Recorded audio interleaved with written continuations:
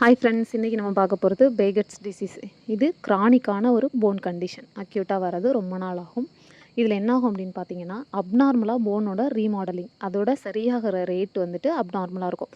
So ஸ்ட்ரென்த்தாக இருக்காது, சீக்கிரமாக உடஞ்சிரும். இதில் என்ன ஆகும் அப்படின்னு பார்த்தோம்னா, போன் உடையிறது, பிரேக் டவுன் ஆகிறது நிறையா இருக்கும். ஸோ நிறையா அதை சரி பண்ணணுங்கிறதுக்காக புது போன்லாம் ஃபார்ம் ஆகும். பட் அது ஆர்கனைஸ்டாக இருக்காது. ஸோ ஆஸ்டியோகிளாஸ்டோட ஆக்டிவிட்டி நிறையா இருக்கும். இதோட காசு அப்படின்னு பார்த்தோம்னா எக்ஸாக்டாக தெரியாது. மற்றபடி ஏதாவது இன்ஃபெக்ஷன், ஜெனட்டிக் அதை மாதிரி இருக்கலாம்.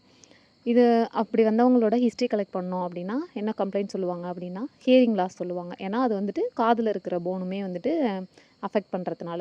அப்புறம் வந்து தலையில் உள்ள போன்லாம் அஃபெக்ட் பண்ண, ஸ்கல் போன்லாம் அஃபெக்ட் பண்ணுறதுனால தொப்பிலாம் பத்தாது, ஃபிங்கர்ஸ் அதெல்லாம் அஃபெக்ட் பண்ணுறதுனால ரிங்ஸ் எல்லாம் கரெக்டாக இருக்காது. போன் பெயின் கம்ப்ளைண்ட் சொல்லுவாங்க. டயக்னோசிஸ் அப்படின்னு பார்த்தோம்னா, கால்சியம் ஃபாஸ்பேட் லெவல் நார்மலாக இருக்கும். பட் ஆல்கலைன் பாஸ்பேட்டேஸும் யூரினரி ஹைட்ராக்சிப்ரோலினும் அதிகமாக இருக்கும். ஃபெமோரல் ஏரியாவிலேருந்து இந்த பவ்விங் ஆஃப் போன் வர ஆரம்பிச்சிடும். ட்ரீட்மெண்ட் அப்படின்னு பார்த்தோன்னா, பைஃபாஸ்பனேட்ஸ், கால்சியம் கொடுப்பாங்க. இது வந்து போன் ரிசாப்ஷனையே ப்ரிவெண்ட் பண்ணிடும். ரிசாப்ஷன் பிரேக் டவுன் ஆனால் தானே அதை சரி பண்ண நியூ போனே ஃபார்ம் ஆகணும். ஸோ அதுக்காக அதை கொடுப்பாங்க. அப்புறம் என்எஸ்ஐட்ஸ், அசிட்டமினோஃபென் வந்துட்டு பெயினுக்காக, ஆர்த்ரைட்டிஸ் பெயினுக்காக கொடுப்பாங்க. காம்ப்ளிகேஷன் என்ன அப்படின்னு பார்த்தோன்னா, ஹார்ட் இருக்குது. ஸோ எக்ஸஸாக இருக்க போனுக்கும் பிளட் வேணுங்கிறதுக்காக பம்ப் பண்ணி கார்டியாக் ஃபெயிலியர் வந்துடும். டிஃப்ரென்ஷியல் டயக்னோசிஸ்னு பார்த்தோம்னா அக்ரோமெகாலி அப்படின்னு சொல்லிட்டு கண்டுக்காமல் விட்டுருவாங்க.